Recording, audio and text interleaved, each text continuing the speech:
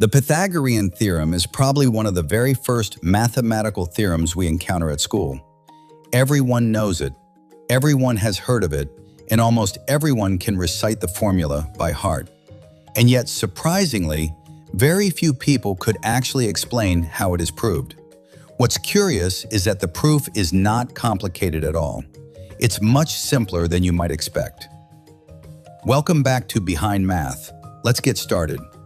The Pythagorean theorem tells us that, in a right triangle, knowing the lengths of the two legs is enough to uniquely determine the length of the hypotenuse. It's the famous statement we've all heard at least once. The sum of the squares built on the legs is equal to the square built on the hypotenuse. But the real question is, how do we prove this result? There are many possible proofs, but in this video, I want to show you the one that, in my opinion, is the simplest. We start with a right triangle and add 3 identical copies of it, arranging them through rotations and reflections until we reach this configuration. What we obtain by construction is a square whose side has length a plus b. The area of this square is a plus b squared.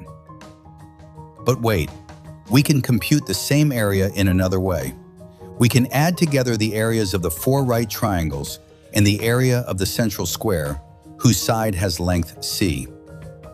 Using the formula for the area of a triangle, which is base times height divided by 2, we find that the total area is equal to 2 times ab plus c squared. Now let's compare the expressions for the area. Expanding the square of the binomial and simplifying, we obtain exactly that a squared plus b squared is equal to c squared. And look at that. It's precisely the statement of the Pythagorean theorem. Pretty amazing, right? Using this theorem, we can also prove many other interesting facts. For example, in a right triangle, the hypotenuse is always shorter than the sum of the 2 legs. If you've made it this far, leave a comment saying triangle. From the Pythagorean theorem, we can write that c squared is equal to a squared plus b squared. This quantity is smaller than a squared plus b squared plus 2 times a b, since we are adding a strictly positive term, given that we are dealing with lengths. But this last expression is exactly equal to a plus b, all squared. We're almost there. We have shown that c squared is smaller than a plus b, all squared. And since the square root function is increasing, we can apply it to both sides without changing the direction of the inequality. And that's it. The beauty of mathematics lies right here. Simple, elegant, and universal.